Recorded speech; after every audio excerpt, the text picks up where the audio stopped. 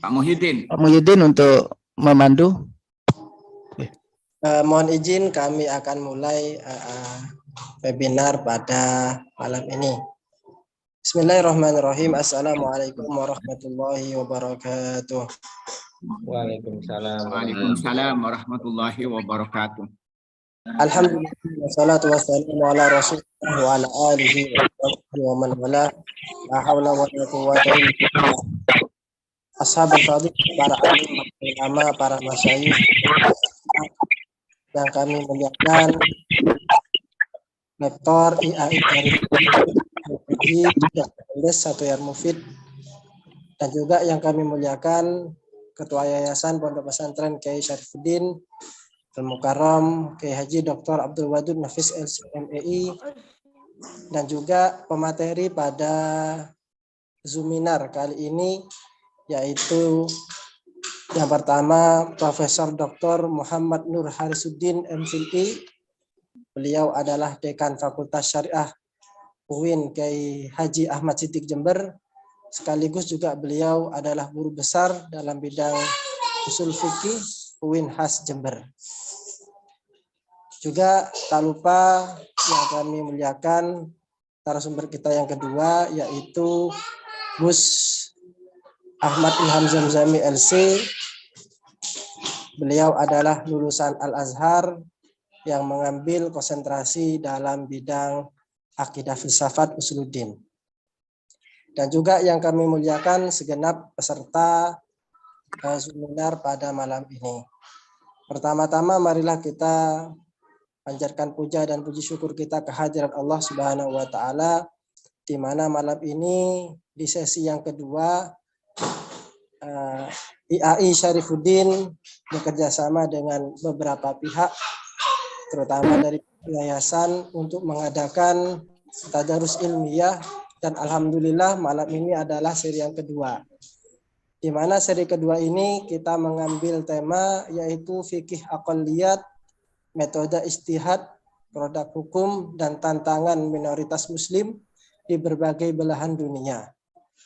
Yang alhamdulillah tema ini pun juga matching dengan buku yang ditulis oleh narasumber, yaitu Profesor Dr. Muhammad Nur Harisuddin. Mudah-mudahan acara ini akan berjalan dengan lancar dan dibarengi dengan ma'unah Allah Subhanahu wa taala. Amin ya rabbal alamin. Yang kedua kalinya salawat serta salam mudah-mudahan tetap tercurah limpahkan kepada junjungan kita Nabi Agung Nabi Muhammad sallallahu alaihi wasallam. Para hadirin, para peserta Zoominar kali ini, singkat saja di sini kami selaku moderator akan membacakan susunan acara pada malam ini. Yang pertama yaitu pembukaan, kemudian yang kedua akan ada keynote speaker dari Rektor IAI Syarifuddin, sekaligus nanti akan dilanjutkan dengan Zoominar. Yang pertama akan disampaikan oleh Profesor Dr. Muhammad Nur Harisuddin, kemudian yang kedua akan dilanjutkan oleh Gus Ahmad Ilham Zamzami, kemudian dilanjutkan dengan sesi diskusi, dan terakhir akan kita tutup dengan pembacaan Al-Fatihah. Marilah kita buka acara pada malam ini dengan pembacaan Ummul Kitab. Mudah-mudahan acara dari awal sampai akhir berjalan dengan lancar. Ala hadiniya wa ala kulli niyatin salihah. Al-Fatihah. Syaitanirrajim. Bismillahirrahmanirrahim. Alhamdulillahirabbil alamin arrahmanir rahim maliki yaumiddin. Iyyaka na'budu wa iyyaka nasta'in ihdinas siratal mustaqim. Syiratal ladzina an'amta 'alaihim ghairil maghdubi 'alaihim waladdallin. Amin ya rabbal alamin. Terima kasih. Selanjutnya marilah kita dengarkan bersama keynote speaker dan juga sekaligus kalimat tauhidiyah akan disampaikan oleh Dr. IAI Syarifuddin kepada yang mulia yang terhormat Dr. Andes Satuyar Mufid. Kepada beliau kami haturkan. Terima kasih. Assalamualaikum warahmatullahi wabarakatuh. Waalaikumsalam warahmatullahi wabarakatuh. Bismillahirrahmanirrahim. Alhamdulillahilladzi an'ama alaina wa hadana ala dinil Islam. Wassalatu wassalamu ala sayyidina Muhammadin sallallahu alaihi wasallam wa alihi wa sahbihi wa man tabi'ahum bi ihsanin ila yaumil qiyamah. Amma ba'd. Hadratal mukarramin para alim, khususnya narasumber kita Bapak Profesor Dr. Muhammad Nur Harisuddin MPhil AI, juga narasumber Gus Ahmad Ilham Zamzami LC, moderator kita Bapak Muhyiddin Soleh LCMAG, dan tidak ketinggalan Ketua Yayasan Kiai Syarifuddin, serta seluruh peserta Zoom meeting pada malam hari ini. Pertama, syukur alhamdulillah, malam ke-14 saat ini kita bisa bertadarus ilmiah Ramadan dengan fikih aqaliyat, metode ijtihad, produk hukum dan tantangan minoritas muslim di berbagai belahan dunia. Sungguh barangkali ini masih asing bagi kita semua. Menarik sekali, dua narasumber kita akan memberikan pencerahan wawasan tentang fikih baru. Tidak jarang telinga kita ini mendengar fikih yang bermacam-macam, saat ini mungkin masih asing.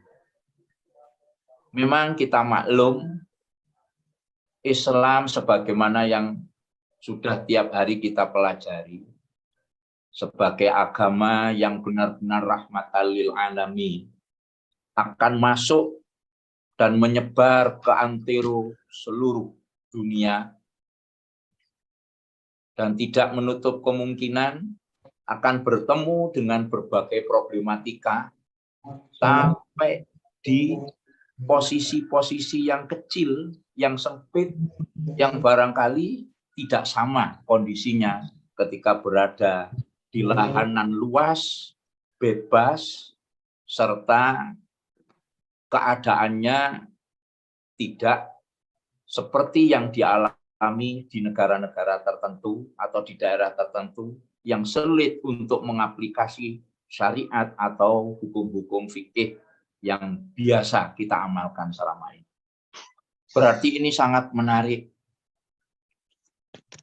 Dan kita akan dengarkan nanti bagaimana perbincangan dua narasumber kita ini yang memang ahlinya.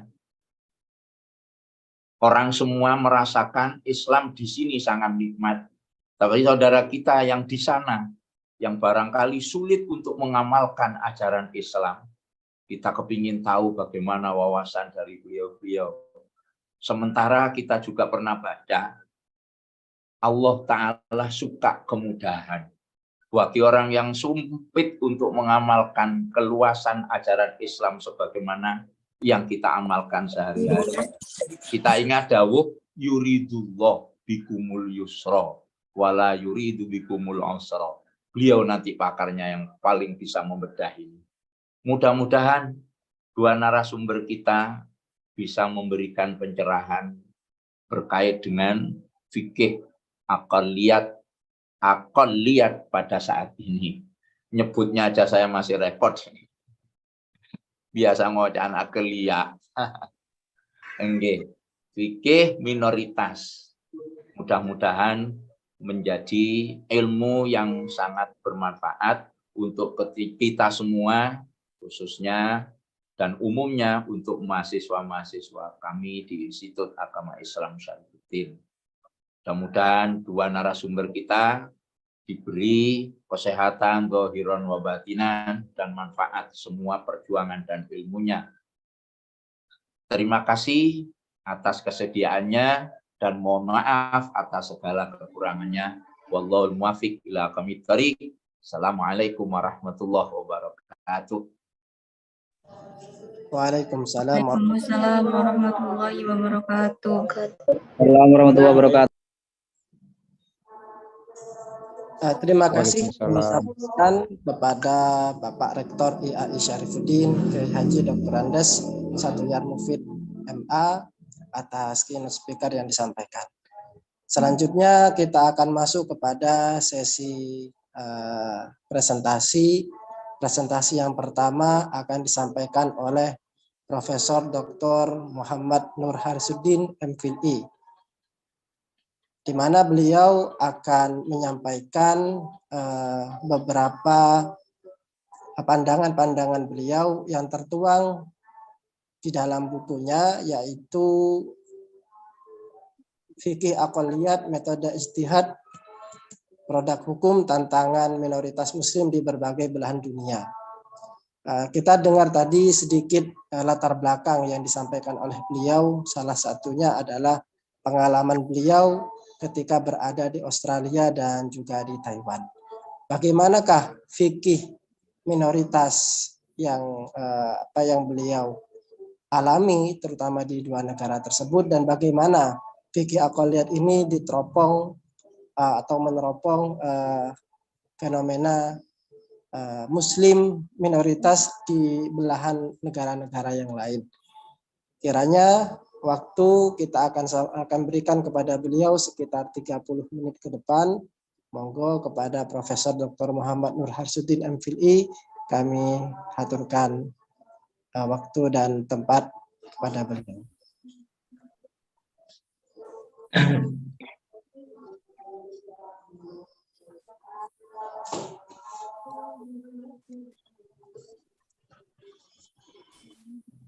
Bismillahirrahmanirrahim. Assalamualaikum warahmatullahi wabarakatuh. Waalaikumsalam warahmatullahi wabarakatuh. Alhamdulillah nahmaduhu wa nasta'inuhu wa nastaghfiruh wa na'udzu bihi min syururi anfusina wa min sayyiati a'malina. May yahdihillahu fala mudhillalah wa may yudhlil fala hadiyalah. Rabbi shrah li sadri wa yassir li amri wahlul 'uqdatam min lisani yafqahu qawli. Subhanaka la ilma lana illa ma 'allamtana innaka antal alimul hakim. Amma ba'd. Yang saya hormati Ketua Yayasan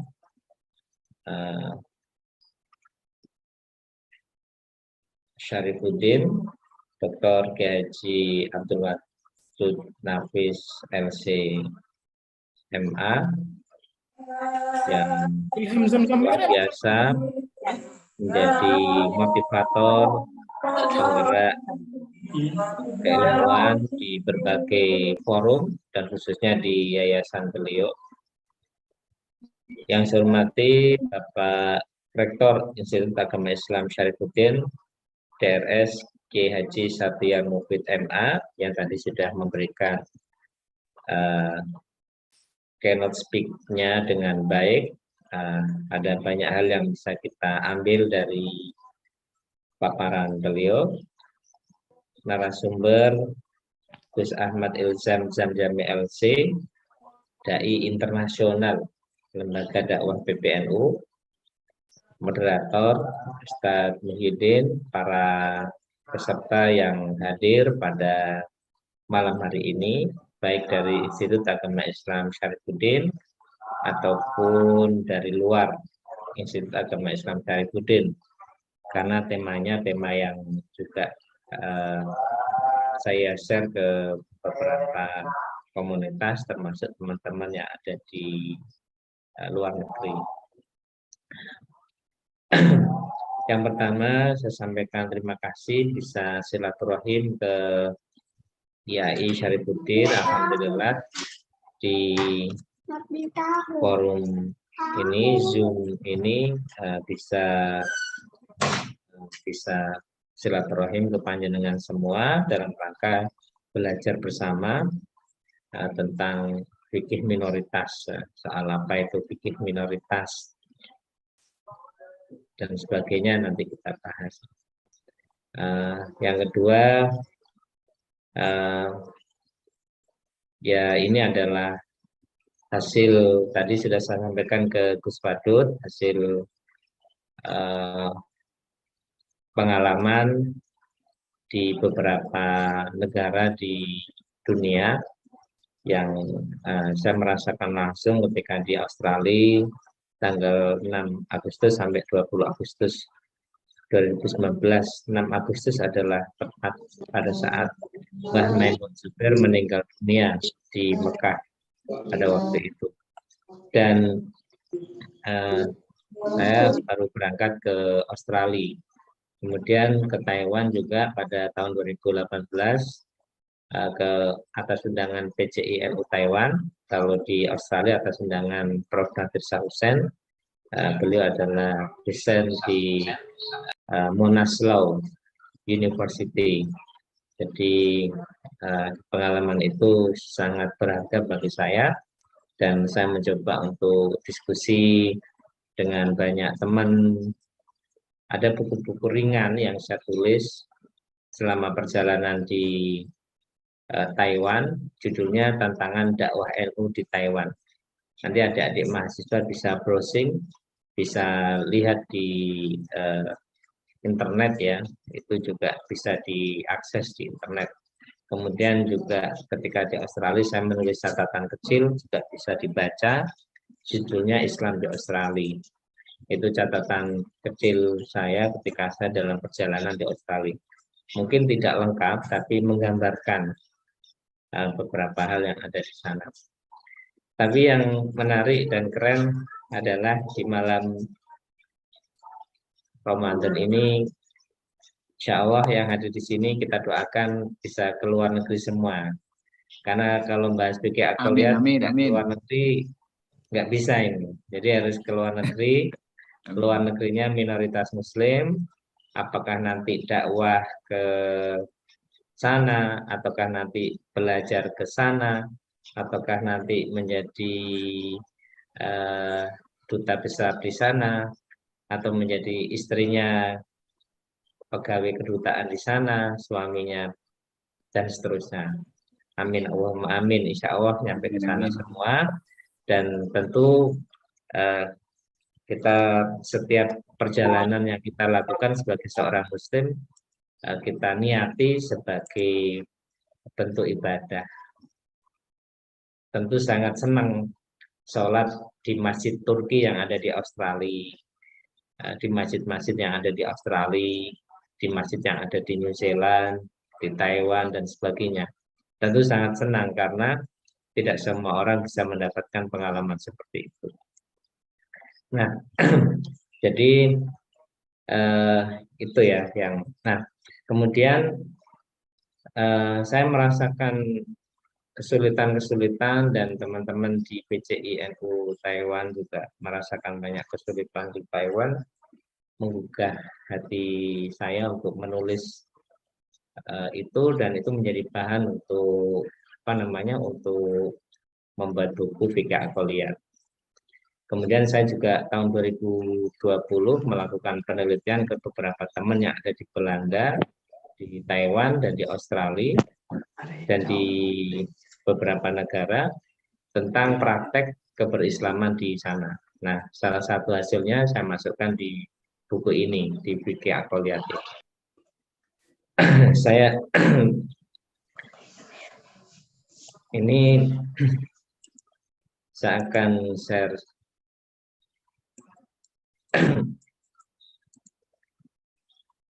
kelihatan ya, Ustaz Muhyiddin? Nggih, Prof. Ya, terlihat, Prof. Ini foto-foto yang di luar negeri nggak dimunculkan ini. Nanti kalau dimunculkan, Alhamdulillah. Ada Harry Potter. Ada banyak. Ini bukunya. Nanti tiga penanya akan dapat hadiah buku, nanti dikirim ke Syarifuddin nanti. 3 penanya pada malam hari ini, 3 penanya pertama akan dikasih hadiah masing-masing 1 buku ya. Nanti biar dikirim oleh penerbit, saya minta penerbit untuk diberikan ke teman-teman yang pada malam hari ini bertanya. Nanti bisa di list oleh Ustaz Muhyiddin. Jadi ini bukunya.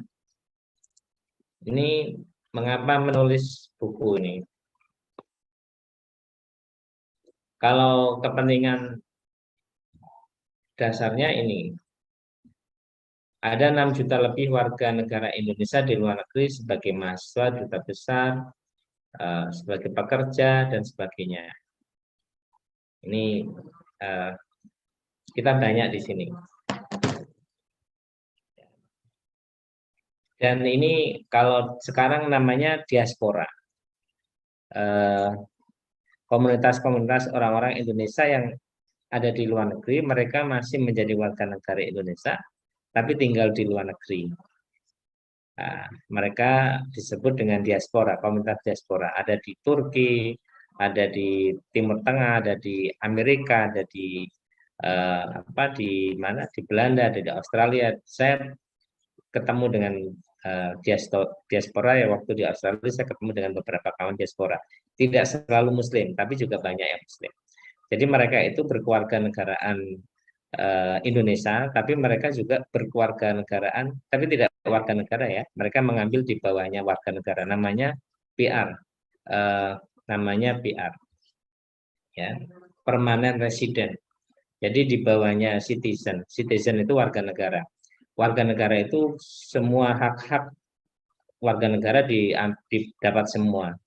Nah, kalau tadi itu PR itu dia semuanya dapat kecuali satu hal, dia nggak bisa memilih dan tidak bisa dipilih.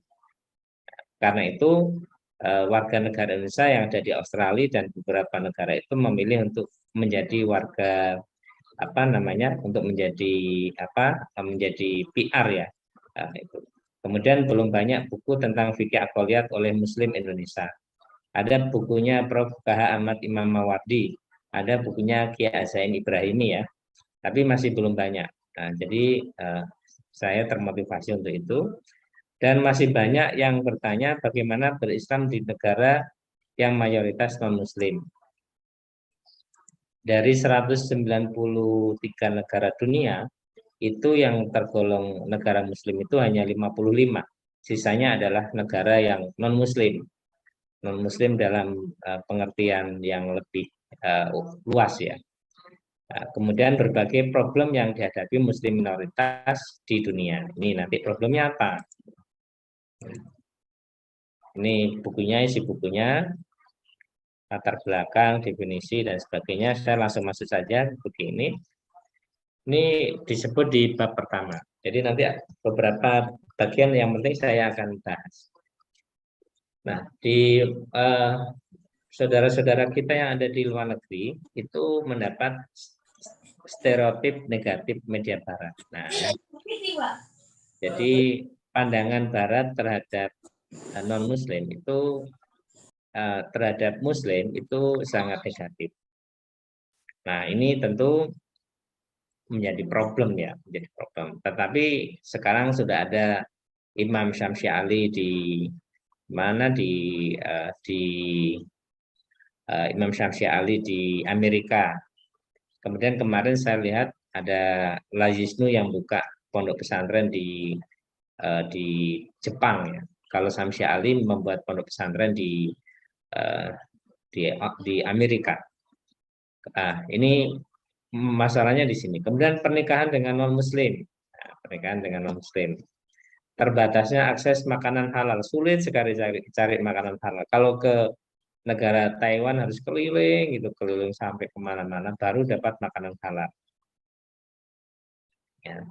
Kemudian nilai lokal yang tidak sesuai Islam. Kemudian konstitusi yang tidak sepenuhnya memihak agama Islam sebagai warga yang Islamofobia, pekerjaan yang bertabrakan dengan agama. Jadi kami menemukan misalnya di Australia itu ada yang komplain, Prof, saya gimana ya, kok saya bekerja tapi nggak bisa sholat Jumat. Kalau saya kerja saya nggak bisa sholat Jumat. Akhirnya dia milih kalau hari Jumat nggak masuk kerja, akhirnya nggak masuk kerja, sehingga dia itu ya nggak dapat penghasilan hari Jumat itu. Nah, ini kan kasihan. Tapi kenyataannya begitu. Orang di Barat nggak peduli hari itu untuk apa namanya, untuk kerja atau tidak. Kalau di Taiwan lebih berat lagi. Nanti adik-adik sekalian, mahasiswa-mahasiswa sekalian, kalau ke sana itu kalau mau ada orang yang bekerja di peternakan, ini peternakannya peternakan yang nanti agak anu ya, peternakan babi. Dia kerja di peternakan babi. Telepon tanya ke saya, Kiai gimana hukumnya saya ini? Saya nggak Jumatan setiap kali Jumat. Sementara jarak saya dari tempat saya kerja dengan tempat masjid saya itu jauh, kurang lebih 7 jam. Bayangkan ya, perjalanan 7 jam satu hari, kemudian dari tempat dia ke masjid.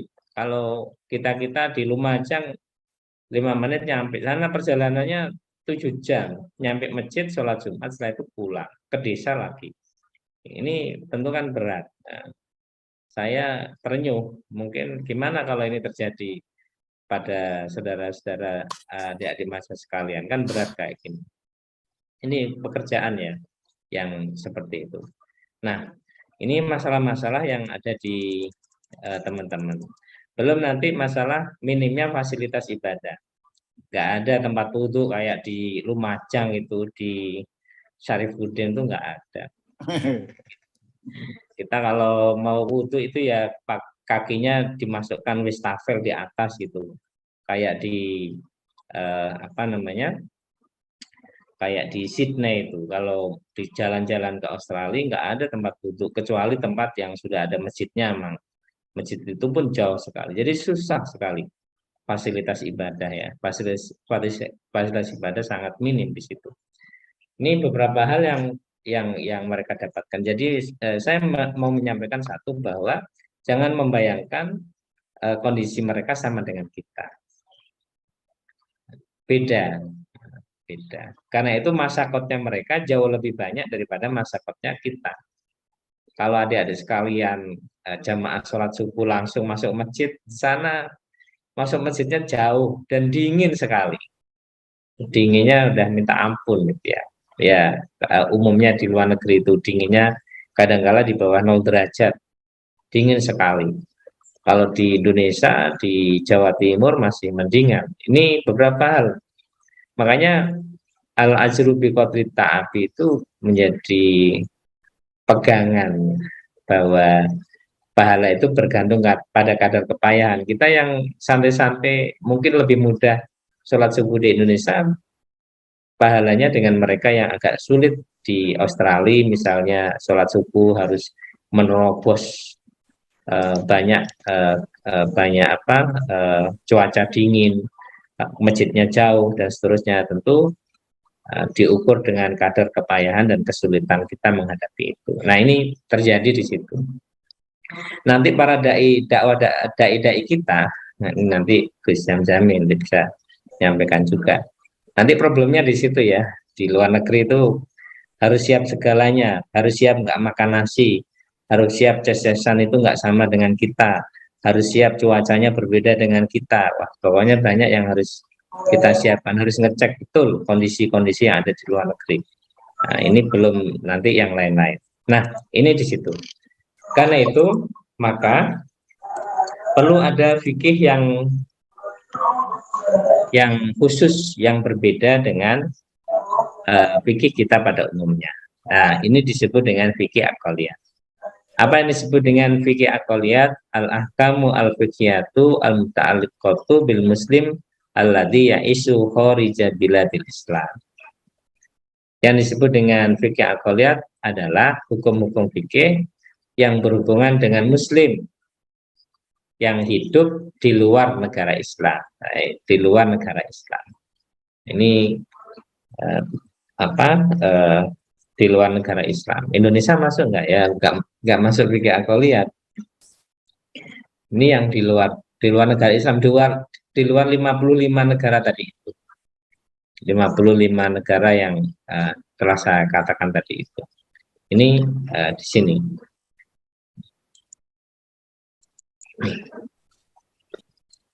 Kemudian ini sampai Ustaz Muhyiddin sampai jam saya kasih pokok-pokoknya saja ya, nanti biar diskusi. Ini dalil fikih aqliyat, karena di sana itu kondisinya berbeda dengan kita, maka ada rukhsah keringanan-keringanan yang apa namanya, yang diberlakukan untuk mereka. Ini kalau ini berat-berat, ini nanti kasih yang jadi apa namanya, jadi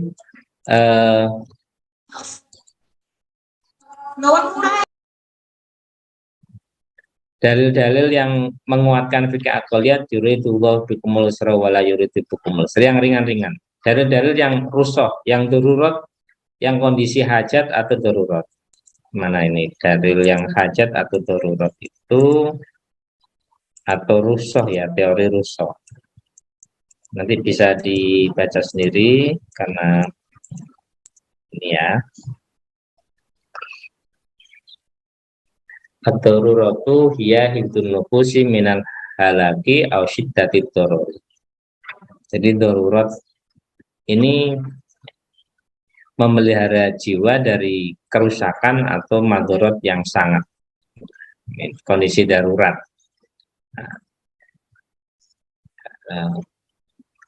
Kalau sudah keluar rumah, saudara-saudara muslim kita, kalau sudah keluar rumah, itu sudah semuanya menjadi sulit. Wudhu menjadi sulit, melakukan ibadah juga sulit. Ya, saya terpaksa harus sholat di Sydney itu, di pinggir pantai itu. Nggak ada masjid musola, ya jangan membayangkan ada di situ. Nggak ada. Praying room nggak ada. Ya. Jadi kondisi saudara-saudara kita yang ada di kondisi saudara-saudara kita yang ada di luar negeri tadi itu adalah kondisi yang kalau bahasa usul fikih itu kondisi yang darurat atau kondisi yang hajat. Kondisi darurat itu kondisi yang ini memelihara jiwa dari kerusakan atau madharat yang berat. Ya. Mana kalau mau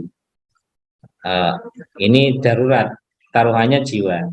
Tapi kalau hajat, al-hajat hiya allati tarattabu ala adami imra'atin taikun wa harajun. Ini ya. Kedudukan darurat pertama artinya kaitannya hajat itu berkaitan dengan kesulitan dan kesempitan. Tadi itu, masa wudhu kita itu kakinya ke atas, gak sopan katanya orang Australia. Orang Australia itu nggak suka air itu cemben ya, ngemben ya, menggenang. Itu jijik ya, mereka jijik. Mereka senang kayak di hotel-hotel kita itu kering. Nah, orang-orang Muslim kalau wudhu ya menjadi tidak nyaman bagi orang Australia ketika kemudian mengotori dan tidak kering gitu. Nah, dalam kondisi itu maka ini namanya kesempitan dan ini kesulitan yang dialami oleh muslim kita yang ada di contohnya di Australia, ada kesulitan seperti itu. Nah, ada kesulitan seperti itu sehingga gimana ya kalau wudhunya itu nggak sulit-sulit seperti itu ya, kalau pakai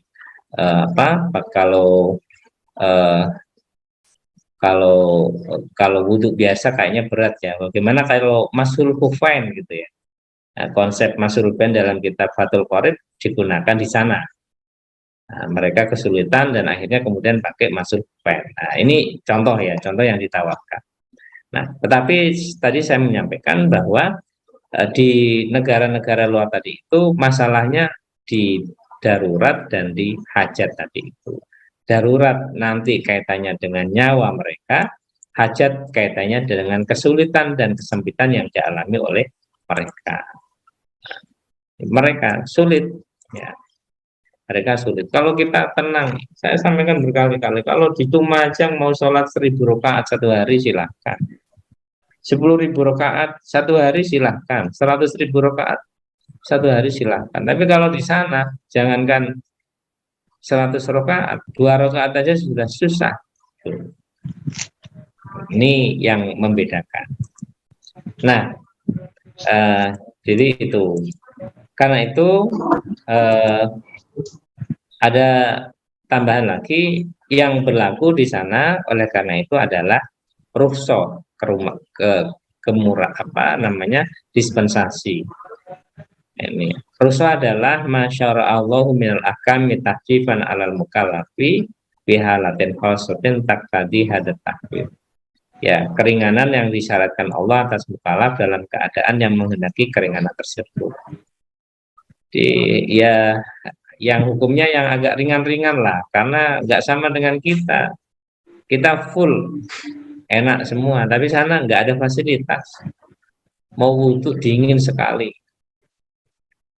Nah, datang pertama kali ke Australia 7 hari nggak mandi saya karena terlalu dingin. Begitu dingin sekali misalnya karena di 0 derajat atau di atasnya dikit ya. Ini berlaku hukum rukhsah ya, berlaku hukum rukhsah. Rukhsah itu lawannya azimah. Kalau azimah adalah hukum asal ini ya. Kalau dalam referensi usul fikih, azimah adalah hukum asal. Masyara'allahu asolatan minal ahkam al-amah allati la tahtasu bihalin duna halin wala bimukallafin duna mukallaf. Jadi asal hukumnya, kalau asal hukum namanya azimah, tapi kemudian ada rukhsah keringanan untuk mereka. Nah, ini gambarannya. Jadi ada darurat dan hajat. Yang pertama, yang kedua ada rukhsah, ada keringanan karena kondisi darurat dan hajat tadi itu. Nah, saudara-saudara, Bapak Ibu sekalian, saudara-saudara sekalian, ini akhirnya di buku saya sampaikan hasil fatwa analisis fikih aqliyat, hukum tinggal di negara non-muslim, ucapan selamat hari raya untuk non-muslim, waktu dan pelaksanaan sholat 5 waktu bagi non-muslim. Ini misalnya di situ pakai qadha ya, keluar rumah itu sudah susah ya, mereka itu. Misalnya qadha jamak ya, jamak zuhur, asar misalnya, isya dan maghrib misalnya. Ini di sini dijelaskan hukum memilih pemimpin non muslim. Kayak orang-orang saudara-saudara di Amerika milih Joe Biden itu. Nah, ini milih, terpaksa milih. Tapi milih non muslim. Tapi ada kontrak-kontrak tertentu yang didapatkan sehingga umat Islam terlindungi dan akses ke pemerintahan bisa lebih baik. Hari ini di Amerika sudah ada anggota DPR dari kalangan Muslim. Nah, ini saya dapat info dari teman-teman di Amerika kalau ada beberapa anggota legislator yang beragama Muslim. Kemudian mengubur Muslim di pemakaman non-Muslim. Ini adik-adik sekalian jangan membayangkan ngubur di sana sama dengan kita. Biayanya mahal. Saya pernah tanya di Australia berapa kalau ngubur seseorang yang meninggal. Mereka mengatakan 90 juta. Banyak sekali gitu. Kalau beli cilok dapat banyak itu. Nah, itu sampai begitu ya, sampai begitu. Nih, jadi ya intinya nggak apa-apa kalau di negara kita kan Muslim ya dikumpulkan dengan Muslim, non Muslim dikumpulkan dengan non Muslim, ya Kristen dengan Kristen. Tapi kalau dalam konteks mereka gabung sama sana, gimana nggak ada pilihan? Nah, ini diperbolehkan. Dan yang lain-lain ada beberapa rukhsah yang diberikan dalam beberapa hal yang saya sebut dalam fatwa fikih aqliyat ini. Jadi diberi keringanan karena memang kondisinya menyulitkan umat Islam sehingga dalam konteks mereka berhubungan dengan orang-orang di luar yang banyak itu, mereka bisa berhubungan dengan fleksibel, tetapi satu hal, keyakinan dan agamanya tetap beragama Islam. Saya kira itu pengantar dari saya. Mohon maaf kalau lebih dari waktu yang disediakan. Saya hanya memberikan sedikit gambaran. Terima kasih. Saya kembalikan kepada moderator. Assalamualaikum warahmatullahi wabarakatuh. Waalaikumsalam warahmatullahi wabarakatuh. wabarakatuh. Terima kasih dan Dr. Ahmad Nur Harisuddin MPI yang telah mempresentasikan buku yang merupakan hasil pengalaman beliau ketika berada di Australia dan juga di Taiwan. Alhamdulillah kita terbuka cakrawala kita karena selama ini kita berada di Indonesia yang notabene-nya adalah mayoritas Muslim, sehingga tidak terlalu tahu bagaimana minoritas Muslim ketika hidup berada di negara-negara yang non-Muslim. Alhamdulillah sedikit pencerahan dari beliau tadi, mudah-mudahan itu akan membuka pengetahuan kita terutama tentang fikul aqliyat. Dan terasa sekali barokahnya malam ini salah satunya adalah bahwa beliau nanti akan memberikan buku beliau secara gratis kepada 3 penanya. Ini salah satu tanda keberkahan dari Zoominar kali ini. Maka oleh karenanya nanti kepada para peserta, jikalau ingin bertanya sesuai dengan aturan yang sudah di-share, maka panjenengan bisa pencet raise your hand di kolom komentar nanti, kemudian nanti akan saya tunjuk siapa yang akan yang bertanya. Baik, selanjutnya kita akan dengarkan bersama-sama pemaparan dari pemateri yang kedua. Beliau itu adalah Gus Ahmad Ilham Zamzami, LC. Nah, LC berarti beliau itu dari lulusan Timur Tengah, tepatnya di Universitas Al-Azhar. Meskipun beliau berada atau pernah berada di Mesir yang juga sama-sama mayoritas Muslim, namun dari informasi-informasi teman-teman sesama mahasiswa Al-Azhar yang tentu berasal juga dari beberapa negara-negara minoritas, itu juga bisa akan menjadi tambahan pengalaman yang bisa di-share juga di forum ini. Dan khususnya beliau pada malam ini akan banyak membahas dari sisi teoritik fikih aqliyat, terutama yang ditulis oleh Syekh Dr. Yusuf Al-Qardawi, Allah yarhamu, di mana beliau akan menggunakan perspektif maqasid asy-syariah. Beliau Ahmad Ilham Zamzami adalah dai internasional dari lembaga dakwah PBNU yang kemarin tanggal 22 Maret sudah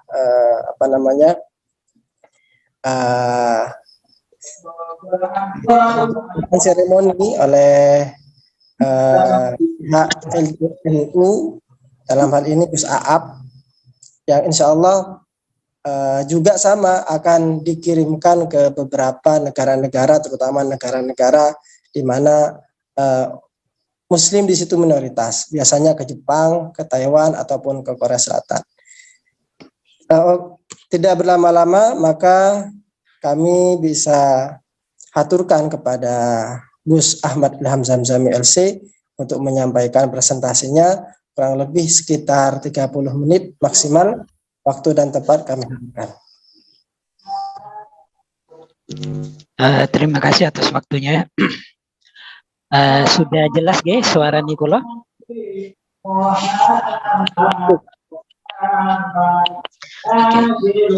Assalamualaikum warahmatullahi wabarakatuh.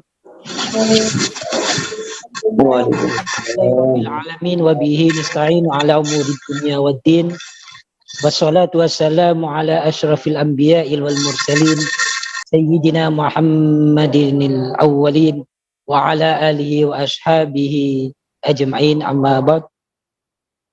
Yang kami muliakan dan kami ta'zimi Ketua Yayasan Pondok Pesantren Kiai Syarifuddin, yakni Dr. Kiai Haji Abdul Wadud Nafis LCMA, yang kami muliakan dan kami ta'zimi serta kami taati Rektor daripada Institut Agama Islam Syarifuddin, Dr. Andes Kiai Haji Satuyar Mufid MA, yang juga saya muliakan dan saya ta'zimi narasumber inti daripada Zuminar kali ini, yaitu Profesor Dr. Muhammad Nur Harisuddin MPhil I. Begitu juga kepada moderator kita, yakni Ustadz Muhyiddin Soleh LCMA, dan kepada segenap para hadirin audiens daripada peserta Zuminar kali ini. Pada kesempatan kali ini saya aturkan terima kasih banyak atas kesempatan yang telah diberikan oleh pihak yayasan, begitu juga pihak rektorat, untuk mendapatkan intifa dan istifadah daripada Profesor Haris, di mana beliau memiliki kecakapan dan kemampuan, begitu juga ability untuk menjelaskan terkait tentang masalah hukum-hukum keagamaan, terlebih khusus yang berkaitan dengan fikih minoritas. Mungkin saya langsung saja ya kepada inti pokok pembahasan. Kebetulan di tahun ini saya diberikan amanah oleh LD PBNU untuk menjadi anggota daripada DAI Internasional. Secara seremonial sudah resmi, tapi untuk berangkatnya masih belum. Cuman ada beberapa hal yang memang perlu kita pahami, bahwasanya untuk menjadi DAI internasional ada sisi kecakapan yang harus dipenuhi, yaitu bukan hanya sekedar seseorang tersebut memiliki kemampuan dalam membaca kitab kuning, tapi tentang bagaimana orang tersebut bisa melakukan eksplorasi yang lebih mendalam, terlebih khusus berkaitan tentang bagaimana kehidupan masyarakat ya Indonesia ataupun masyarakat Muslim yang hidup di negara non-Muslim. Sehingga daripada yang telah dijelaskan oleh Prof. Haris barusan, memberikan suatu gambaran bahwasanya bagi seorang dai itu adalah ada kecakapan untuk bisa memahami karakteristik dari masing-masing negara di mana seorang muslim itu hidup. Hal itu berdasarkan daripada yang dikatakan oleh Sayyidina Sa'ad bin Sayyidina Mu'ad bin Jabal, di mana beliau itu diamanahkan oleh Rasulullah SAW sebagai bi'tsatur Rasul kepada daerah Yaman kala itu. Ketika beliau ditanyakan berkaitan tentang hukum, ketika tidak menemukan hukum yang ada di dalam Al-Quran ataupun hadis, apa yang dilakukan? Maka yang dilakukan oleh beliau mengatakan secara tegas, saya akan melakukan ijtihad daripada apa yang beliau temukan di dalam Al-Quran dan hadis. Secara umum, perkataan daripada Sayyidina Mu'ad bin Jabal memberikan gambaran bahwasanya hukum yang ada di dalam Al-Quran, maksud saya al-adillah al-mustakhrajah minal Quran wal ahadis an-nabawiyah, itu merupakan sumber utama dan inspirasi utama bagi seorang muslim dan bagi karangan fuqaha untuk menjadikan sebagai landasan bagi mereka menjadikan syariat Islam, maksud saya fikih yang ada di dalam syariat Islam itu selalu berkembang dan soleh kulli zaman wa muslihun likulli dauronil azman, seperti itu. Oleh karena itu, maka berkaitan dengan fiqhul aqliyat adalah pembahasan yang sebenarnya bukan pembahasan yang baru dari sisi itu adalah sesuatu yang baru terjadi tanpa adanya istinad atau sandaran kepada kutubut turos. Hanya saja para ulama-ulama kontemporer kita di mana kali ini saya diamanahkan untuk membacakan kitab daripada almarhum Syekh Yusuf Al-Qaradawi dalam kitabnya Fi Fiqhil Aqalliyat Al-Muslimat Hayatul Muslimin Wasat Mujtama Al-Ukhra, yakni fikih minoritas bagi orang-orang muslim yang berada di komunitas di luar muslim. Meski kita akui bahwasanya almarhum ini Syekh Yusuf Al-Qaradawi itu salah satu sosok yang mungkin ada sisi kontroversinya, tapi ada pembahasan-pembahasan fikih yang perlu kita ambil, yaitu fiqh sunnah, dan yang kedua adalah fiqhul aqalliyah itu sendiri, yaitu fikih minoritas. Mengapa demikian? Karena saya rasa fikih minoritas yang digagas oleh Syekh Yusuf Al-Qaradawi itu bagian dari ijtihad yang sifatnya menjadikan agama itu selalu relevan dan selalu membuka wacana-wacana baru, sehingga agama tidak hanya sebatas mengakar kepada dogma-dogma yang ada, akan tetapi agama itu senantiasa memberikan landasan-landasan kehidupan bagi umatnya dimanapun mereka berada. Entah mereka yakni umat muslim sebagai seorang berada di negara yang mayoritas muslim, ataupun mereka yang berada di negara yang minoritasnya muslim. Kenapa demikian? Karena kita tahu bahwasanya al-Islam ya'lu wa la yu'la alaih. Dari sisi apa ya? Dari sisi bahwasanya dimanapun kehidupan kita berada, maka Islam senantiasa mengalir dan memberikan kehidupan bagi pemeluknya itu sendiri. Namun selanjutnya adalah yang perlu kita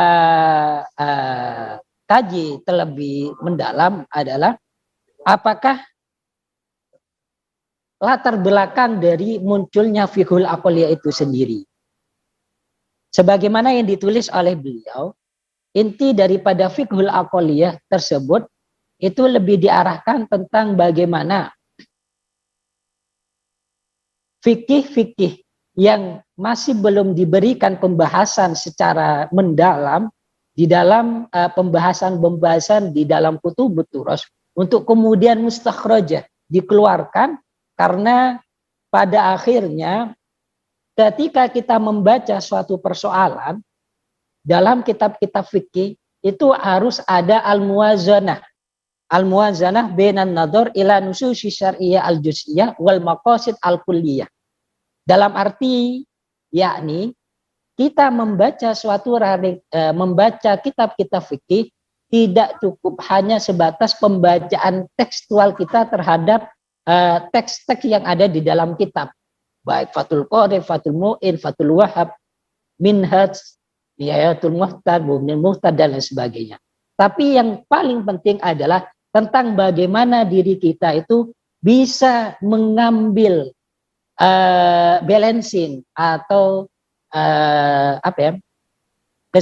kesetaraan tentang bahwasanya fikih itu bukan hanya tentang tekstual, tapi fikih itu adalah ranahnya realitas. Mengapa demikian? Karena ketika agama tidak lagi muncul sebagai realitas kehidupan, maka pada akhirnya agama itu akan ditinggalkan. Padahal umat Islam yang ada di negara-negara minoritas memiliki kegersangan spiritual, yang mana agama itu harus hadir. Para dai dimanapun dia berada harus hadir untuk memberikan suatu keterangan yang bisa mengobati rasa rindu yang dialami oleh mereka, sebagaimana yang dijelaskan oleh Prof. Haris tadi. Lalu kemudian dari sisi itu, fiqhul aqalliyah ini memiliki 3 komponen yang perlu kita kerjakan dan perlu kita pahami. Komponen itu apa saja? Pertama, kita harus memahami dari sumber hukum yang asli yang mujma' alaih, baik itu Al-Quran, hadis, sunnah, ataupun ijma' ulama, begitu juga dengan qiyas. dari sisi itu pada akhirnya kita juga harus menemukan teks-teks yang tertuang yang ada di dalam kitab-kitab Turas itu untuk kemudian kita mengambil sisi manhaj, sisi metodologis yang diambil dari kitab tersebut. Untuk kemudian pada akhirnya kita perlu membaca dari sisi makosidnya atau hikmah kenapa suatu hukum itu perlu dilakukan. Terlepas fikih, maksud saya makosidnya itu adalah makosid al-maskud yang tidak disebutkan oleh syariat, ataupun makosid yang disebutkan secara langsung, ataupun makosid yang disebutkan secara tidak langsung oleh syariat. Mengapa demikian? Karena pada akhirnya ketika kita membaca suatu realitas dengan pembacaan fikih lalu digabung dengan usul fikih, kenapa? Begitu juga dengan maqasidus syariah, maka pada akhirnya kita bisa menemukan bahwasanya kehidupan-kehidupan yang ada dimanapun, entah itu sebagai kita seorang yang mayoritas ataupun kita sebagai keadaan yang minoritas, akan memberikan suatu sumbangsi bahwasanya agama itu akan selalu hadir di tengah-tengah kita. Oleh karena itu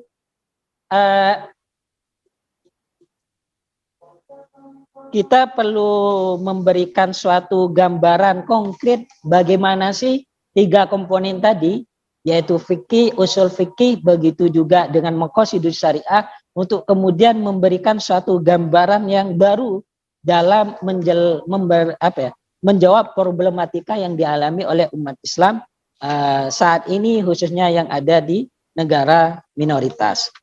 Salah satu contohnya gini, berkaitan tentang bagaimana kita membangun relasi dengan umat non-muslim, ya, dengan non-muslim, untuk kemudian benarkah bahwasanya agama kita itu melarang hubungan secara sosial sebagai sama-sama umat manusia.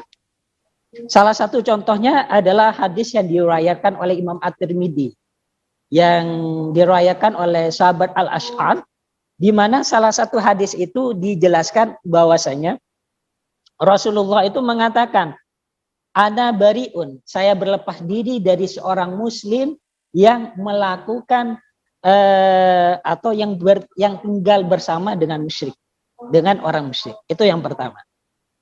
Terus ada hadis lagi yang disebutkan dalam riwayat yang sama dalam Imam At-Tirmidzi tersebut, barang siapa yang berkumpul dengan orang musyrik dan tinggal bersamanya, maka ia seperti mereka. Lah, kita harus lihat dulu, ini kan hadis memang bersumber, ya, menjadi sumber awal daripada hukum umat Islam. Cuman kita perlu mengetahui bahwasanya asbabul wurud daripada hadis ini itu apakah memang dijadikan landasan untuk kita membangun ranah kebencian kepada umat non-muslim, ataukah sebenarnya ada kondisi-kondisi tertentu sehingga dari hal tersebut kita memiliki pemahaman baru bahwasanya hadis ini adalah hadis yang dikhususkan kepada kalangan yang membangun hubungan kebencian kepada umat Islam, yang mana pada masa itu kalangan kafir Quraisy itu sampai membunuh dan mengusir Rasulullah, membunuh para sahabat dan mengusir Rasulullah dari tanah Makkah. Akhirnya kita mendapati bahwasanya hadis tersebut adalah hadis yang riwayatnya masih dhaif di sisi lain itu.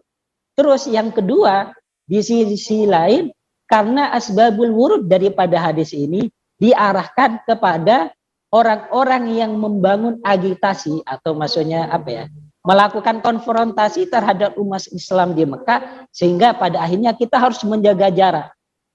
Sehingga ketika kita menjaga jarak akan membawa dampak positif kepada agama kita, sehingga kita harus defend, bahasanya seperti itu.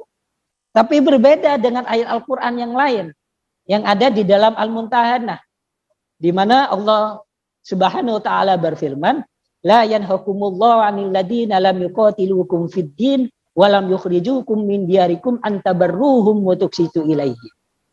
Yakni artinya bahwasanya Allah itu tidak pernah melarang, la yanhakumullahu 'anil ladina lam tuqatilukum fid din, orang untuk kita membangun hubungan yang baik, bahkan bersikap adil kepada orang non-muslim, baik itu musyrik ataupun ahlul kitab. Selagi mereka itu tidak pernah membangun hubungan yang buruk, yang melarang kita untuk beribadah dan lain sebagainya. Sehingga dari sisi ini, kita memberi suatu gambaran kepada kita bahwasanya membaca suatu hukum tidak cukup hanya apa yang ada di dalam kitab, tapi kita juga melihat realitas yang ada yang kemudian digabungkan dengan nilai-nilai maqasidus syariah. Maqasidus syariahnya itu apa? Lalu disitulah kita membangun suatu hukum perspektif baru. Mungkin yang terakhir adalah salah satu kasus contoh adalah COVID-19. Perlu diingat istilah fiqhul aqliyat itu juga bisa masuk ke fiqhun nawazil. Ya, mungkin pernah lihat fiqhul aqliyat ataupun fiqhun nawazil. Intinya sama, fiqhun nawazil itu adalah pembahasan fikih yang membahas tentang kondisi-kondisi yang sifatnya emergensi. Lah, COVID-19 ini atau corona ini masuk dalam kategori fiqhul aqliyat atau fiqhun nawazil. Lalu salah satu contohnya adalah apa? Berkaitan tentang fatwa kita tidak boleh untuk sholat jemaah. Ya. Atau bahkan kita tidak boleh melakukan sholat Jum'ah. Sebagaimana di Mesir. Ketika ada di Mesir, 1 tahun, ya, 1,5 tahun lah, saya itu tidak sholat Jum'ah. Bukan ini bangga. Tapi dari sisi kita mengikuti fatwa yang ada. Tapi pertanyaannya bagaimana Al-Azhar itu bisa memiliki fatwa yang begitu tegas untuk melarang umat Islam kala itu berjemaah dan melakukan sholat Jum'ah. Jadi hukumnya seperti ini. Memang dalam maqasidus syariah ada yang namanya hifdzuddin, menjaga agama. Artinya kita melakukan sholat Jum'ah secara jemaah itu bagian daripada hifdzuddin. Tapi di sisi lain ada kondisi yang darurah. Darurahnya apa? Ketika kita melakukan kontak dengan orang lain di masa COVID-19, maka secara otomatis akan membawa bahaya kepada diri kita yang mana nantinya akan mempengaruhi maqasidus syariah yang lain, yaitu berupa hifdzun nafas, menjaga jiwa. Oleh karena itu di situ ada pertentangan antara hifdzun nafas dan hifdzuddin. Mana yang harus kita ambil? Ternyata di dalam Turus ada pembahasan-pembahasan yang lain. Bahwasanya Rasulullah itu pernah memperbolehkan untuk tidak sholat jemaah, begitu juga tidak melakukan sholat Jum'ah karena kondisi hujan lebat, ya, karena kondisi hujan lebat. Padahal kondisi hujan lebat bukan masuk dalam kategori darurah, tapi haj. Berbeda dengan COVID-19, di mana COVID-19 ini masuk dalam kategori darurah. Ketika kita melakukan, maka akan membahayakan pada diri kita.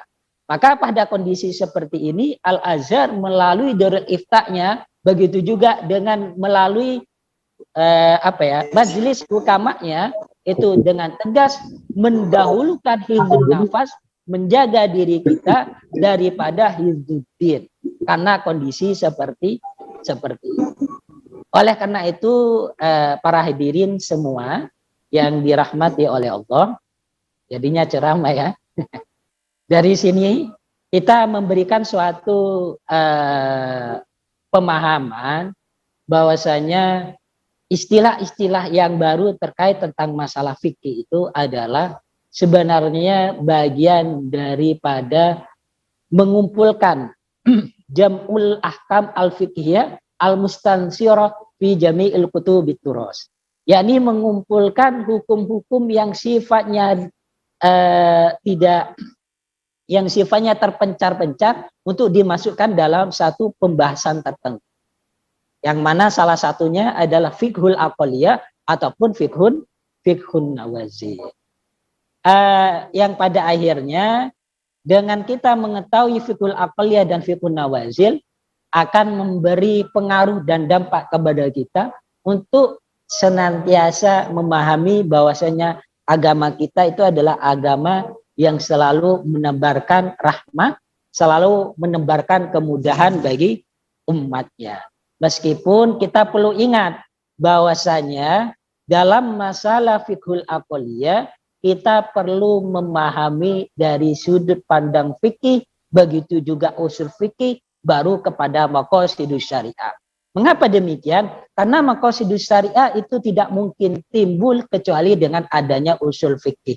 Dari sisi pemahaman kita terhadap Al-Quran dan hadis, sedangkan maqasidus syariah sebagai senjata bagi kita untuk memahami realitas dan bagaimana realitas itu berkesesuaian dengan maqasid, tujuan-tujuan daripada bentuk hukum syariat yang ada 5 itu, baik itu hifdzuddin, menjaga agama, menjaga harta, menjaga kehormatan, menjaga jiwa, dan lain sebagainya.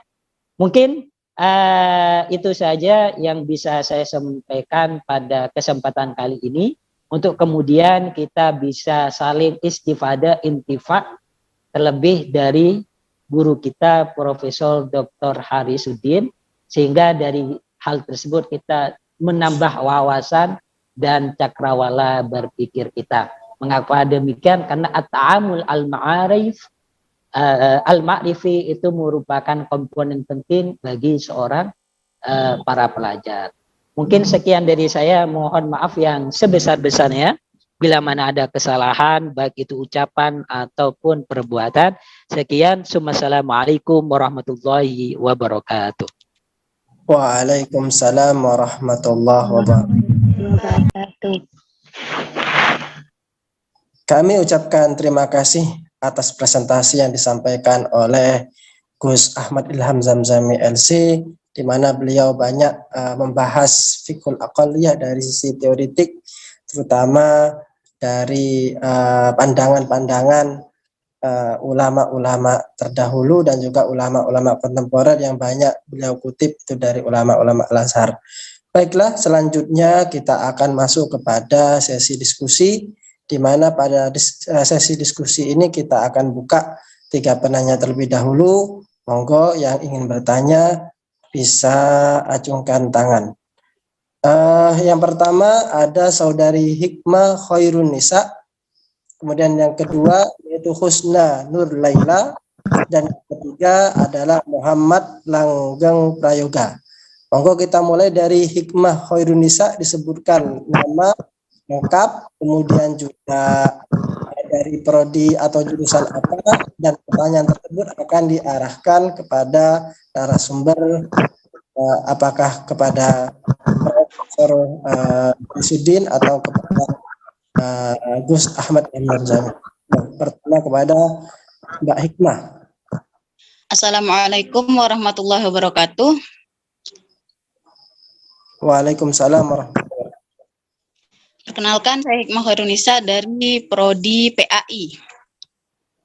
Saya ingin bertanya kepada Prof. Haris,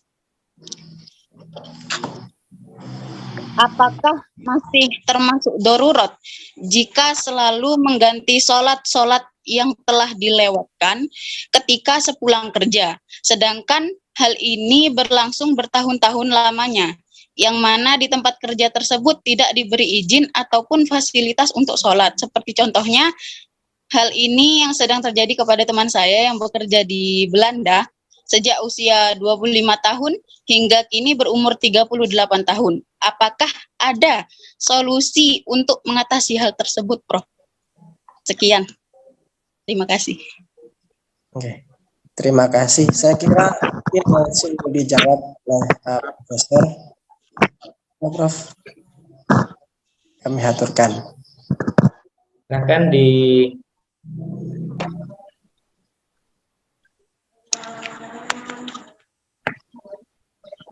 Silakan anu dulu, Ustadz Muhyiddin ya, kita kumpulkan pertanyaannya ya. Oke, siap Prof. Pertanyaan yang kedua dari Husna Nur Laila. Monggo, Mbak Husna. Oke, Assalamualaikum warahmatullahi wabarakatuh. Nama saya Nama saya Husna Nurlailia dari Prodi PGMI. Saya mau bertanya ke Profesor Haris. Seperti yang sudah diceritakan oleh beliau barusan, bahwa di negara Australia itu minim Muslim, minoritas orang Islam kan. Nah, itu kalau seumpamanya ada orang yang menetap di sana, laki-laki kan harus wajib sholat Jumat. Nah, syarat sahnya sholat Jumat itu harus ada 40 orang. Terus bagaimana itu hukumnya, Prof? Kalau minim orang di sana. Terima kasih. Wassalamualaikum warahmatullahi wabarakatuh. Waalaikumsalam warahmatullahi wabarakatuh. Oke, selanjutnya pertanyaan dari Muhammad Langgeng Prayoga. Monggo, Mas Langgeng. Assalamualaikum warahmatullahi wabarakatuh. Izin perkenalan, nama saya Muhammad Langgeng Prayoga dari Prodi Manajemen Dakwah. Mungkin pertanyaan saya ini bukan menyinggung, istilahnya dapat dijawab oleh kedua pemateri yang sangat hebat, dan tentunya ini berkaitan dengan prodi saya yakni dakwah. Jadi untuk ini Prof. Haris, saya sedikit melihat-lihat tentang bukunya jenengan yang temanya yang berjudul itu tantangan Nahdlatul Ulama di Taiwan. Ada salah satu sub materi yang membuat saya tertarik, yakni tentang LGBT atau kumpul kebo di negara Formosa kata jenengan. Jadi setelah saya baca sedikit, memang itu tantangan Nahdlatul Ulama. Jadi di akhir-akhir pembahasan kurang lebih solusi dakwah yang digunakan istilahnya organisasi Nahdlatul Ulama ini untuk menanggapi hal tersebut bagaimana. Dan juga untuk mungkin sangkut paut dengan Gus Ahmad, yakni baru prosesi pelantikan kalau nggak salah kata beliau di bagian anggota DAI internasional. Dikasih gambaran sedikit, Gus, konsep yang akan digunakan ketika menanggapi isu tersebut. Assalamualaikum warahmatullahi wabarakatuh. Waalaikumsalam warahmatullahi wabarakatuh. Sementara kita batasi 3 pertanyaan tadi. Yang pertama dari Mbak Hikmah Khairun Nisa yang bertanya tentang sholat yang selalu dikodok karena ada keterbenturan dengan pekerjaan. Dan pertanyaan ini diarahkan atau ditujukan kepada Haris. Kemudian pertama yaitu Mbak Husna yang menanyakan tentang syarat sholat Jumat, salah satunya adalah 40 orang, sedangkan kalau di negara-negara Muslim minoritas itu kan untuk menyampai atau sampai kepada jumlah tersebut kan rasa-rasanya sulit. Maka apakah syarat tersebut masih relevan atau tidak? Masih pertanyaannya juga ditujukan kepada Prof. Haris, dan juga yang terakhir pertanyaan yang ditujukan kepada kedua pemateri kita dari Saudara Langgeng Prayoga menanyakan tentang LGBT. Monggo mungkin pertama kita dengarkan jawaban dari Prof. Haris. Monggo Prof, dipersilahkan. Pertanyaan yang kedua apa tadi, Ustaz Midin? Tentang syarat sholat Jumat Prof, yang 40 orang itu.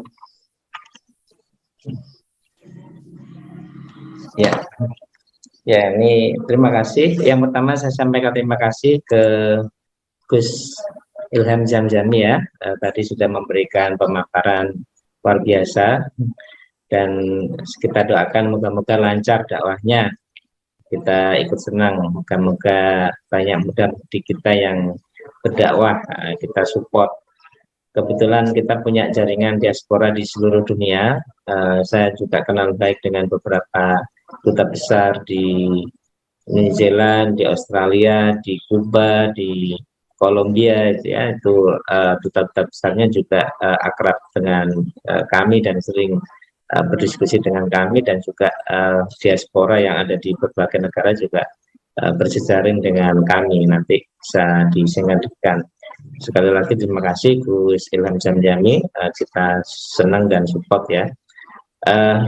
Yang kedua, pertanyaannya ini keren-keren, bagus-bagus ya, dari Mbak Hikmah Khairunisa ya.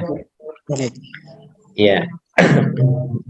Ini nyata ya, pertanyaan tadi nyata. Nanti kemarin kita ingin punya buku saku ya, buku saku tentang hukum yang berkaitan dengan para TKI. Sekarang namanya pekerja migran ya, pekerja migran Indonesia. Dulu TKW, TKI. Sekarang undang-undangnya bunyinya pekerja migran Indonesia, PMI. Bukan lagi tenaga kerja wanita atau TKI, sudah diganti istilah undang-undangnya, jadi mengikuti undang-undang. Nah, apa yang ditanyakan tadi itu memang nyata ya, bahwa bertahun-tahun nggak bisa apa namanya, bertahun-tahun tidak bisa tadi sholat ya, alasan kerja tadi itu. Nah, ini yang pertama saya menyampaikan bahwa ini apa namanya, tadi saya sampaikan kalau pilihan darurat adalah pilihan ketika orang kalau tidak melakukan itu akan berakibat fatal kepada jiwanya ya, pada jiwanya.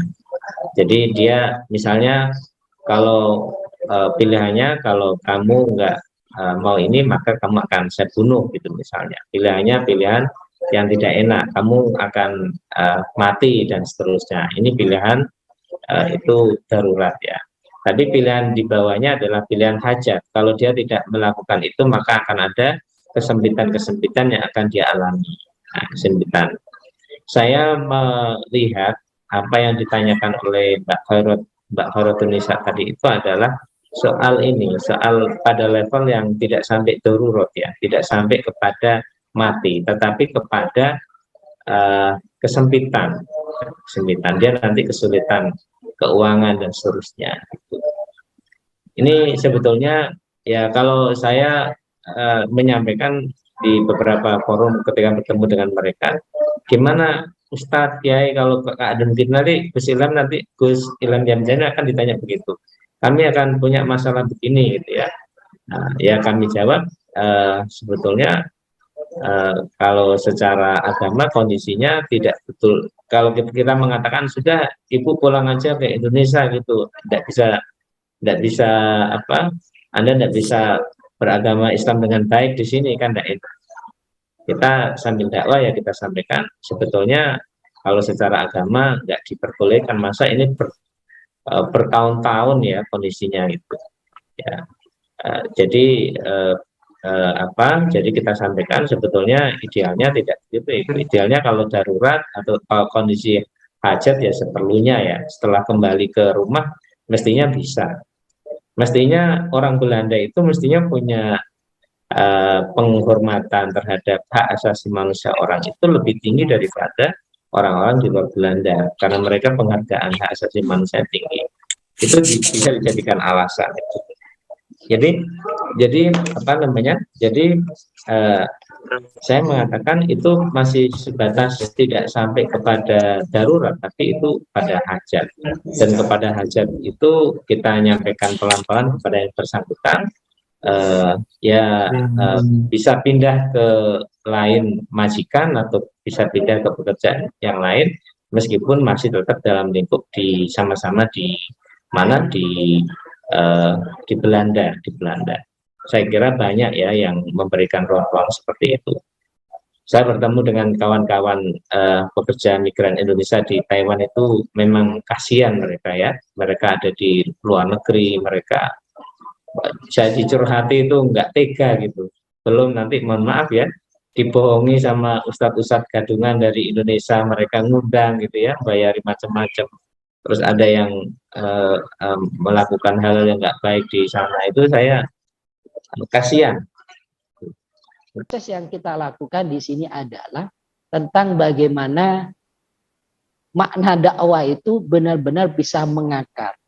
Karena dakwah itu bukan hanya sekedar menolak, tapi tentang bagaimana kita memberikan pemahaman dan pengertian kepada masyarakat dan khalayak. Mungkin itu saja dari saya. Mohon maaf yang sebesar-besar.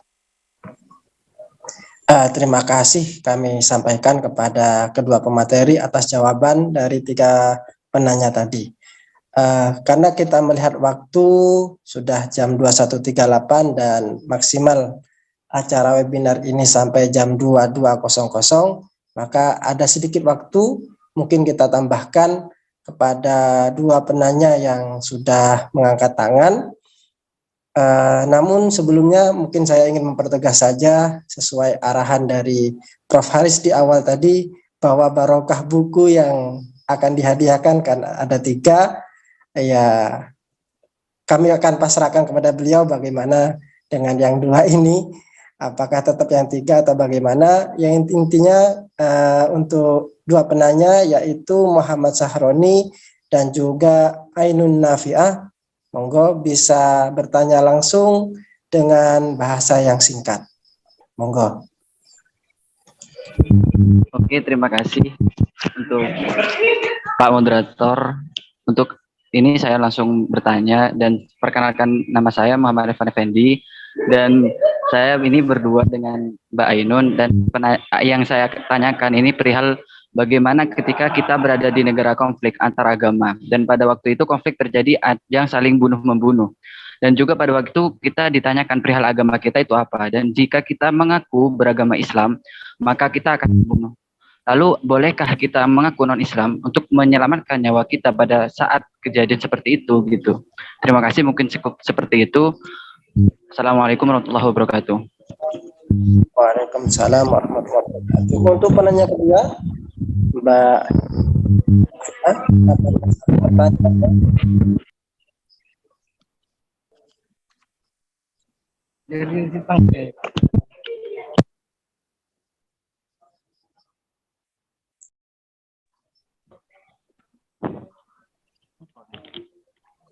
sama ya pertanyaannya Mbak Ainun Nafiah dengan Muhammad Sahroni. Beda. Oh, monggo.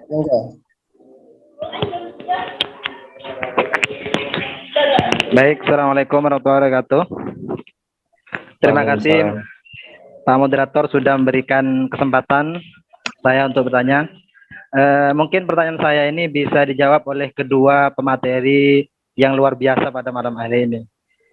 Pertanyaannya yaitu pada masa Rasulullah ketika ada permasalahan apapun, entah itu masalah tauhid ataupun masalah fikih, itu langsung yang menangani adalah Rasulullah, yang menjawab segala permasalahan itu Rasulullah. Dan setelah Rasulullah wafat, maka sahabat itu membentuk yang namanya mujtahidin. Mujtahidin itu yang akan membahas persoalan-persoalan yang terjadi. Nah, untuk saat ini kira-kira siapa yang akan membahas permasalahan-permasalahan itu tadi ketika ada permasalahan tersebut? Orang-orangnya siapa? Yang jelas yaitu mujtahid. Nah, mujtahidnya itu siapa kira-kira? Dan perkembangan zaman sekarang ya terus berkembang, dan ada juga fikih kontemporer, ada juga ikut fikih akauliyat itu. Ya, siapa yang mencetuskan itu semua? Siapa yang mendiskusikan permasalahan-permasalahan yang ada di Islam tersebut? Mungkin cukup itu dari saya. Apabila ada kesalahan, mohon dimaafkan. Wallahul muwaffiq ila aqwamit thoriq. Wassalamualaikum warahmatullahi wabarakatuh. Waalaikumsalam warahmatullahi wabarakatuh. Terima kasih.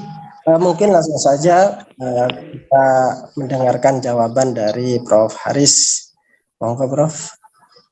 Yang pertama, konflik ya memang Ya, gambarannya gimana? Bisa juga ya kita datang ke negara seperti Ukraina, misi penyelamatan dan sebagainya, tiba-tiba ketemu dengan kalangan yang lagi konflik, yang itu mengkhawatirkan jiwa kita.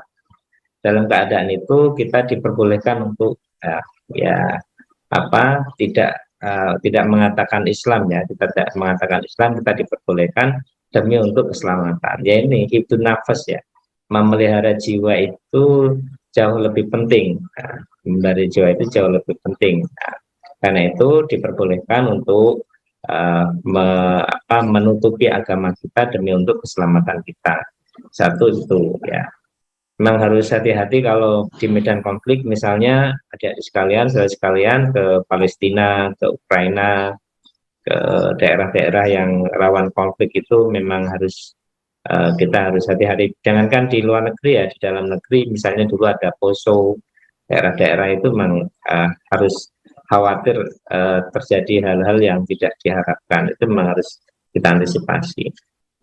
Kemudian yang kedua soal fikih akoliyat ya. Fikih akoliyat itu sebelum Yusuf Qardawi sudah dikenalkan, namanya Toha Jabir Alwani. Di buku saya itu sudah ada di situ, dan itu termasuk orang yang ada di Amerika dan ikut serta memikirkan tentang persoalan-persoalan Muslim di negara-negara Barat, di Amerika, di Eropa dan sebagainya.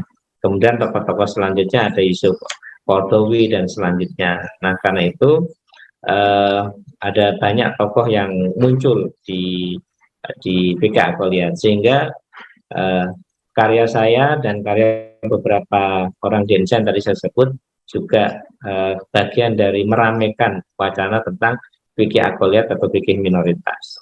Jadi ini penting, apalagi kemarin ini penting ya, kemarin itu Gus Yahya itu bicara tentang hukum internasional, fikih baru, fikih peradaban itu ya, yang kemarin itu dikaitkan dengan hukum internasional, piagam PBB dan sebagainya.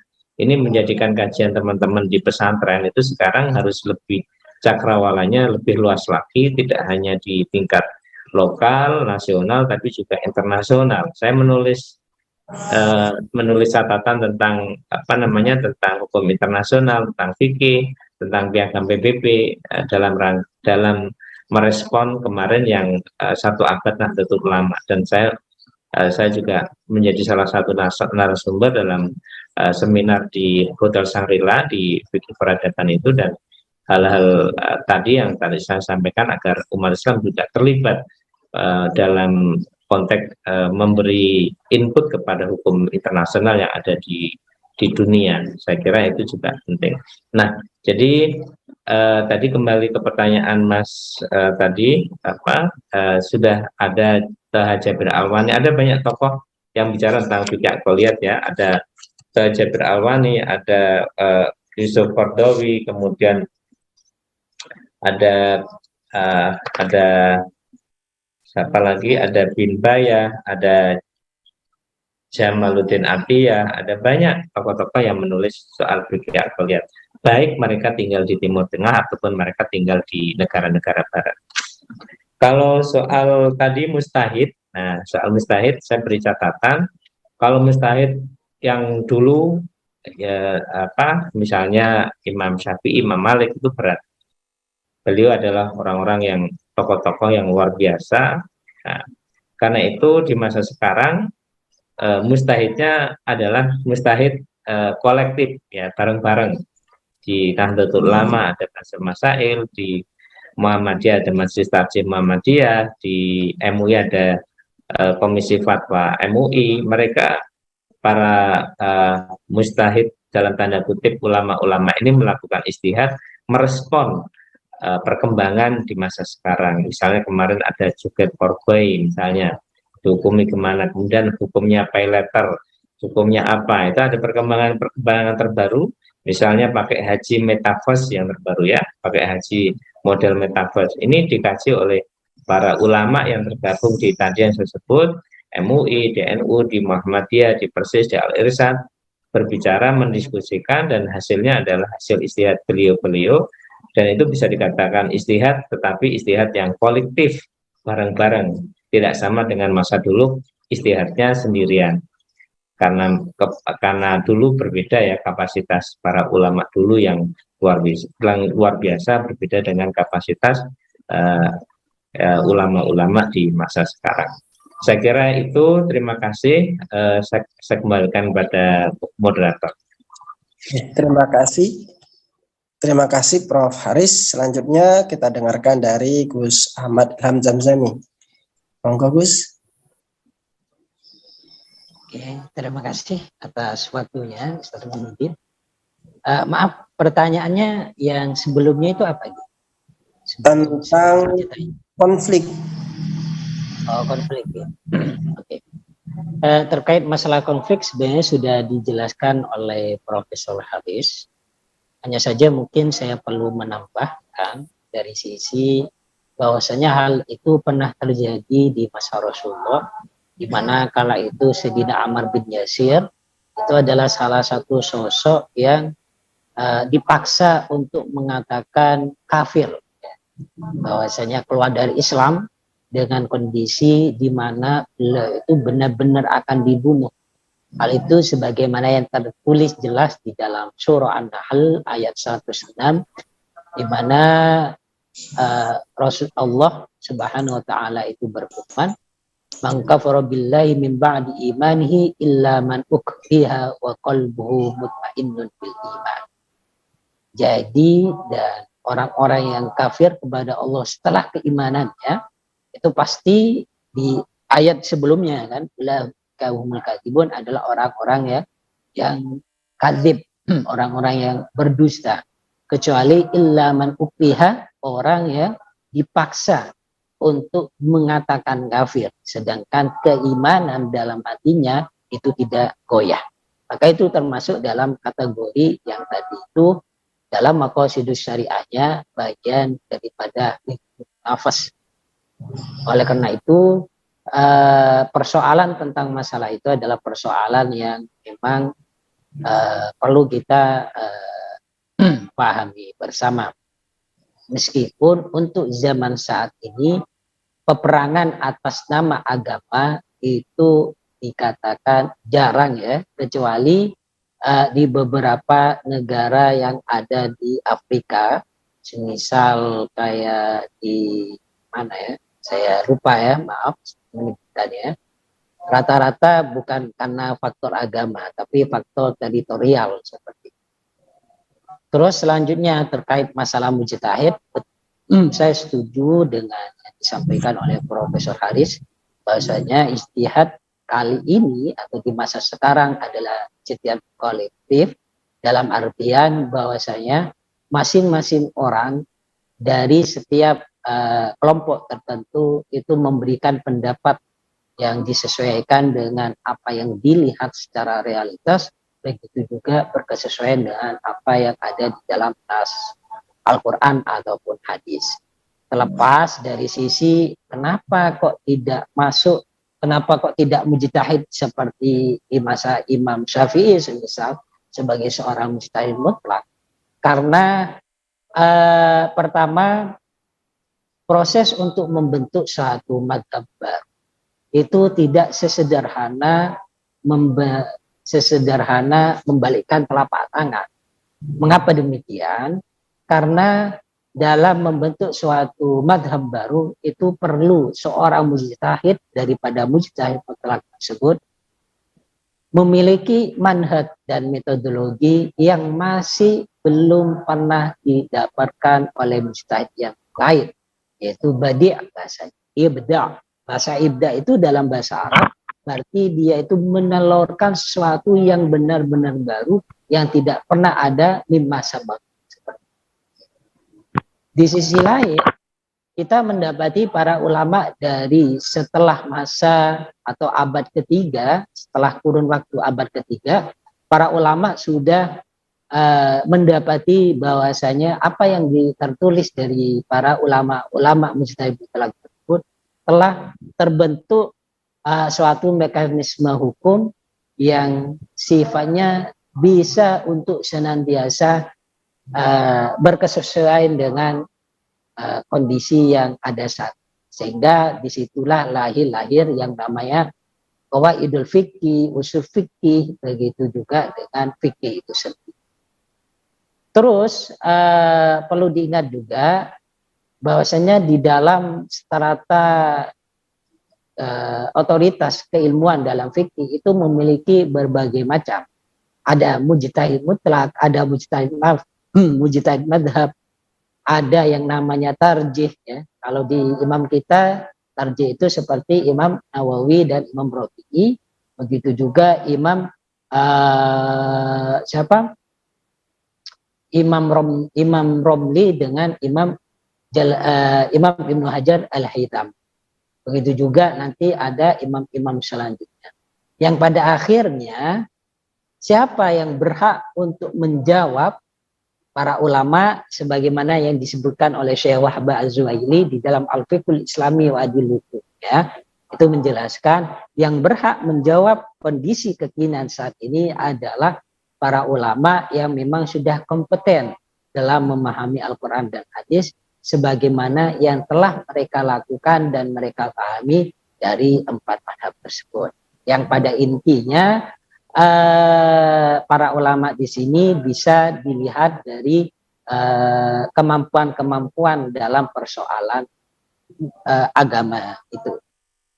Mungkin itu saja ya yang bisa disampaikan, dan terima kasih banyak atas waktunya, terlebih khusus kepada Ketua Yayasan dan pihak rektor dari IAIS Syarifudin, begitu juga daripada Profesor Haris yang telah memberikan waktunya yang begitu berharga dan keilmuannya yang begitu luas. Dan semoga kita tetap saling bersilaturahmi, dan mohon maaf yang sebesar-besarnya. Wallahul muwaffiq ila aqwamit thoriq. Wassalamualaikum warahmatullahi wabarakatuh. Waalaikumsalam warahmatullahi wabarakatuh. Terima kasih kami ucapkan kepada Profesor Dr.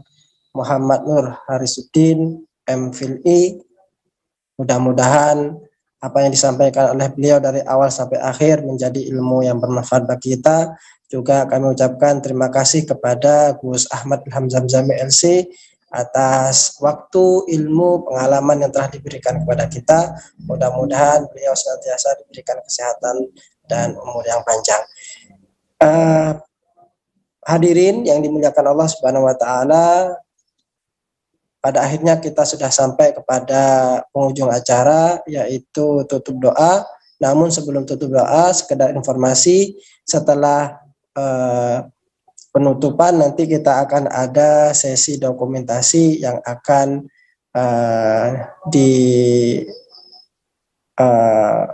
operatori oleh operator Zoom.